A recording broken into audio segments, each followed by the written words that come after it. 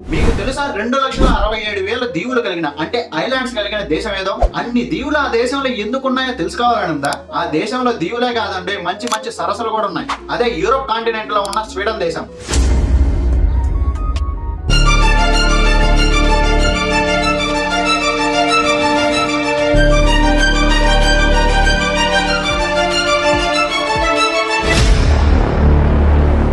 Sweden దేశం Ice Age యుగానికి లేదా మంచు యుగానికి చెందిన ప్రాంతం. ఈ స్వీడన్ దేశపు ప్రాంతంపై సుమారు 3 కిలోమీటర్ల మంచు పొర అనేది కప్పబడి ఉండేది. ఆ మంచు వేడిని తట్టుకోలేని అక్కడి భూభాగం నేలకి కుంగిపోయింది. సుమారు 10,000 సంవత్సరాల క్రితం వాతావరణం వేడెక్కడం స్టార్ట్ అయింది. వాతావరణ మార్పుల తర్వాత ఆ మంచు కరిగి కుంగిపోయిన భూమి రీబౌండ్ అయ్యి పెద్ద కొండలుగా మారాయి.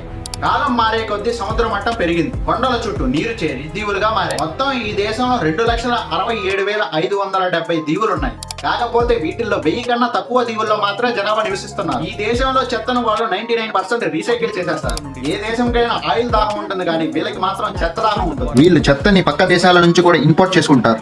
అలా ఇంపోర్ట్ చేసుకున్న చెత్తతో విద్యుత్ తయారు చేస్తారు. ఈ దేశం మొత్తం ఫ్రీ ఎడ్యుకేషన్. ఈ దేశ ప్రజలకే కాదు, యూరోపియన్ యూనియన్ కార్డు ఉన్న ఏ విద్యార్థికైనా ఫ్రీ ఎడ్యుకేషన్. ఈ దేశంలో సుమారు 1,00,000కి పైగా సరస్సులు ఉన్నాయి. ఇక్కడ కొన్ని ప్రసిద్ధి గాంచిన సరస్సులు వానెర్, వాటర్, మెలారెన్.